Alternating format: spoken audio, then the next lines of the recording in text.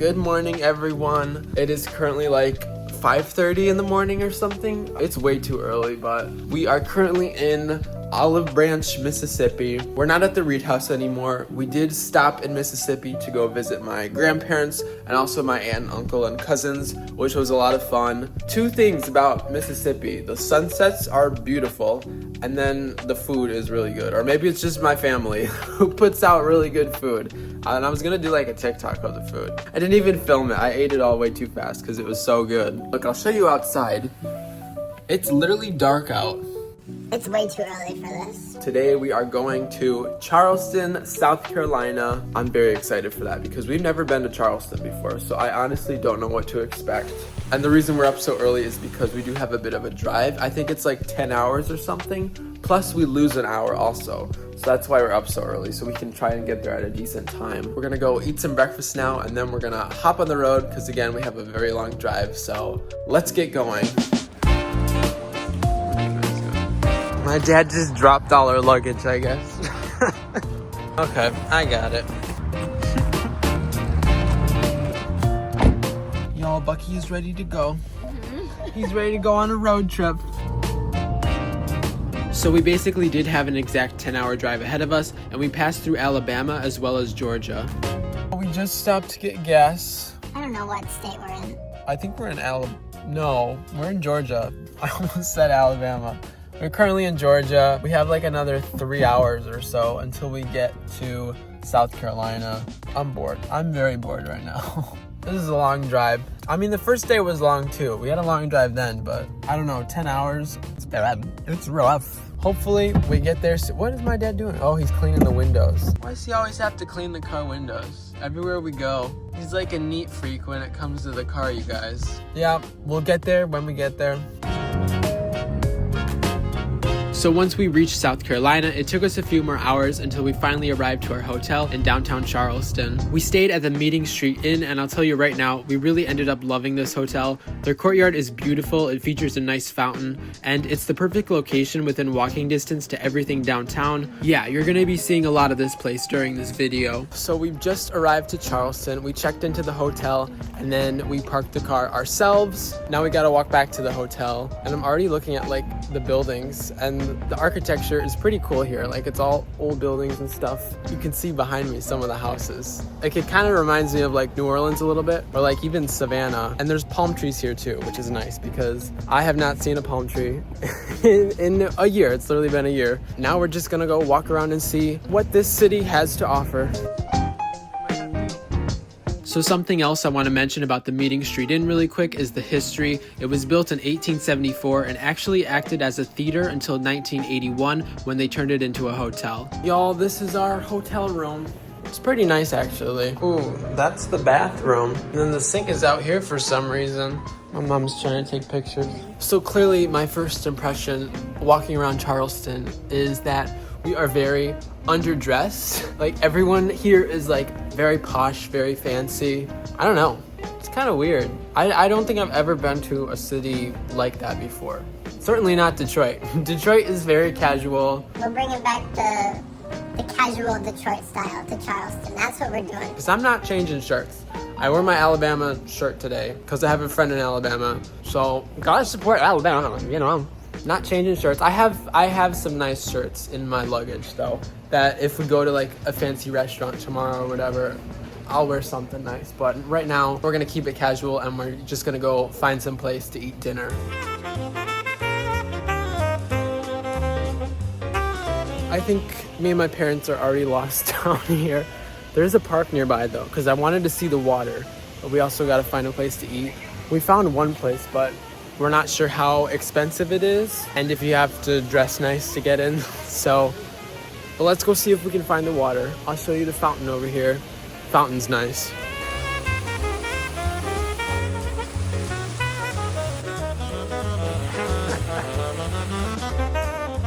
So the area we were currently at is called the Charleston Waterfront Park.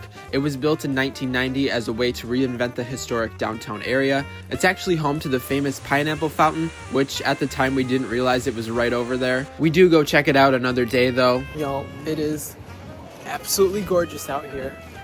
It's like a really, really nice evening.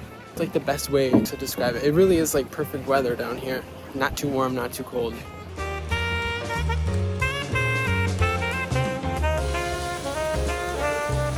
So my mom just said this place reminds her of New Orleans, but it's cleaner and it's posher. It's true though. It's literally true. So after walking around a bit more, we ended up finding an amazing restaurant near our hotel. It's called Hyman's Seafood and it's been in business since 1890. A number of celebrities have also eaten here and they get brass plaques on the tables. Adam West ate at our table, but I think what they really meant to say was Adam and everything. So for dinner, they started off by giving us free hush puppies, as well as boiled peanuts, which I've never had before. The restaurant is also known for their hush puppies. That's good. Then for the main course, my dad got the shrimp, while my mom got a burger. I actually went with their lobster po' boy and a side of mac and cheese, which was amazing. Y'all, look at my giant lobster roll. I gotta figure out how I'm gonna eat this thing. That's good. So after dinner, we didn't go back to our hotel right away. We decided to do a bit more walking around to see what Charleston is like late at night.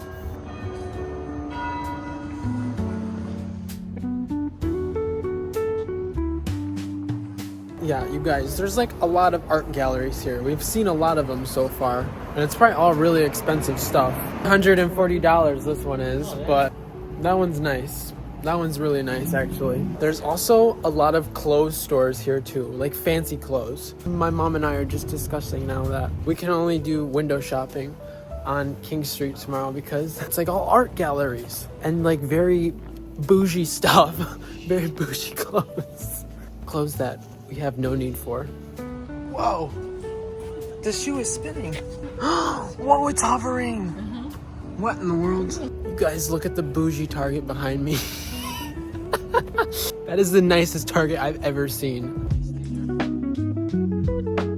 I've never seen a chandelier outside before. That's hilarious. We just arrived back to the hotel. First impressions of Charleston. It's a very nice city. It's very nice. It's a little fancy for us. That's my first takeaway. It's very fancy. Like the amount of art galleries and the amount of like fancy clothes shops. It's pretty crazy, but I am looking forward to definitely shopping tomorrow probably in the souvenir shops and then just going to see some historical locations as well. So we got to figure out where we're going to go. But now I'm going to get ready to go to bed and I will see you all in the morning. All right, good morning, y'all. Day 2 in Charleston. We just had breakfast at the hotel, which was really good. Also, we are checking out the view because we're on the first floor, unfortunately, and there's 4 floors, so the view is very nice. But yeah, now we're gonna go back to the room, brush our teeth, and then we'll get going. All right, so right now we're gonna go try and get boat tickets for like a tour. Also, I want to point out today, I am dressed a little bit nicer than usual. I can dress nice. I'm here to tell you right now, we don't care. Let me tell you, we don't care. So after leaving the hotel, we headed out towards the water. We also passed by Hyman's Seafood where we ate dinner last night, and then cut through some neighborhoods which had some really cool architectural elements. Look at that street. Y'all, it really is giving off like Savannah and New Orleans vibes. Seriously. It's like the same thing except this one is, well, I don't know, it's more coastal, more tropical, because it's by the water and there's like palm trees everywhere. I guess that's what it would be. You guys can see behind me the old brickwork too. It's like very, very old. Apparently it also rained while we were sleeping that night and this whole street we walked down was completely flooded. That's really bad. Y'all, look at the train tracks over here. That's crazy. After crossing over the train tracks, we arrived to an area called Liberty Square.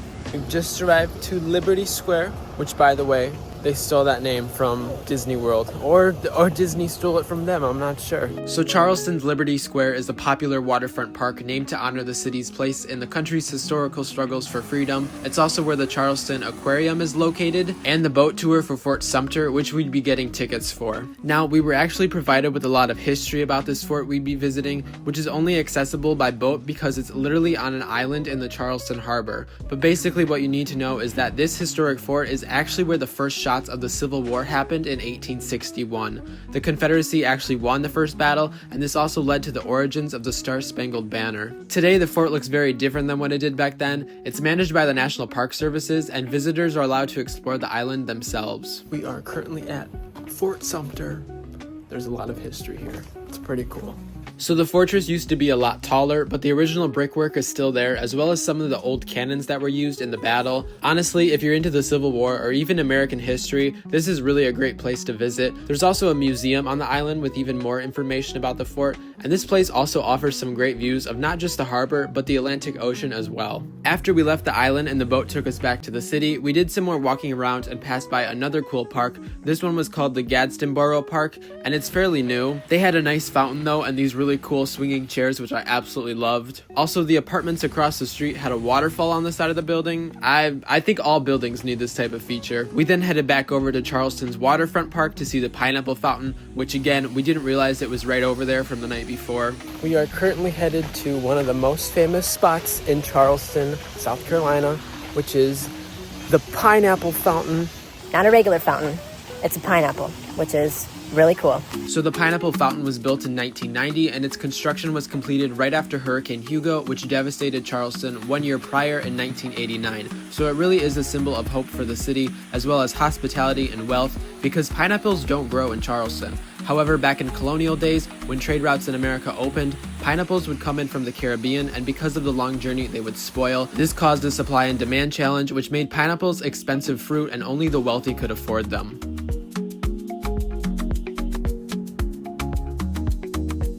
I know I said it last night, but the houses here, just like the sheer amount of detail that goes into like the old architecture, it's really, really cool. And again, it's giving like Savannah vibes, New Orleans vibes, but much like classier, I guess.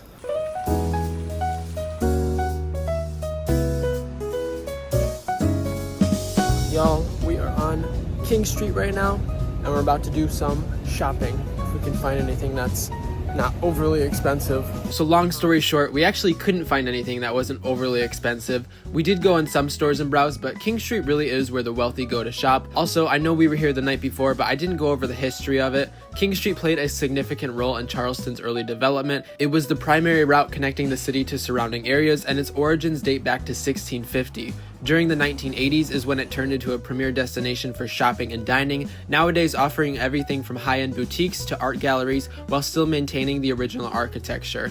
I just went in the most bougie antique store I've ever seen in my entire life. Michigan, they say antique stores is usually like old vintage, like comic books and stuff. No, that was all furniture, chandeliers, just expensive stuff. I think shopping here is going to be very difficult, honestly. We are currently trying to find a place to eat now. Shopping did not go as planned. We bought some chapstick for my friends, that's about it. There's like no regular stores on King Street, like it's really weird. It's all fancy clothes stores and just bougie stores. I don't know how else to describe it, honestly. It's just bougie. So now we're gonna go find some place to eat because we've been walking for very, very long time. So we ended up eating dinner at a Mexican restaurant called the Matador. It's actually on the same block as Hyman Seafood, which is all right by our hotel as well. We started out with chips and salsa, and then for a main course, my parents both got soft tacos with rice and beans. Oh my gosh, that looks really, really good. Look how colorful it is. I know. We can put some in the salsa on it. I ordered the enchiladas with rice and beans, which I really enjoyed. Like, look how yummy that looks. That's good. After dinner, we stopped back at our hotel really quick before heading out to the shop right next door called A Christmas to Remember. I know one of my friends would absolutely love this place because she's obsessed with Christmas, and I don't know what it is with the South and Christmas shops, but we end up seeing a lot of them on this trip. We didn't end up buying anything here, but I did see some cool Star Wars ornaments and some Marvel ones as well. Really, any ornament you can think of, the store probably would have had it. After walking around a bit more, we came across the St. Philip's Church, which is one of Charleston's most significant landmarks as the oldest congregation in South Carolina, founded in 1680. Unfortunately, it was undergoing some major restoration, so we couldn't go in it, but we did get to go in the graveyard, which is right across the street. 1680 the cemetery opened, you guys. That's insane. Yeah, the oldest person would be from 1680. That's what that means. Apparently, this graveyard is also haunted. I actually did spot a ghost right here. Some of the graves are also so old you can hardly see the writing on them anymore.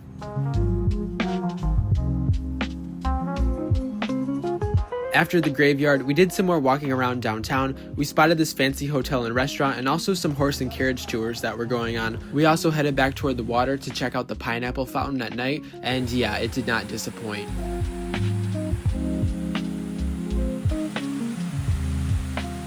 So this basically wraps up day 2 in Charleston. Now tomorrow we are going to a different city that's only a couple of hours away. That's going to be a separate video though, so stay tuned for that. Friday, we're going to go to the marketplace in the morning because there's supposed to be like a lot of stuff there. And then we're going to go to the beach and then also dinner at the rooftop bar. Hopefully we can get in. That's what we're planning on though. So yeah, I will see you for day 3 in Charleston. When we got back to our hotel, we got some free milk and cookies, one of the many luxuries of the Meeting Street Inn. I told you guys I absolutely love this place. 25,000 steps. Oh God. 10 miles. We walked 25,000 steps today. Dang.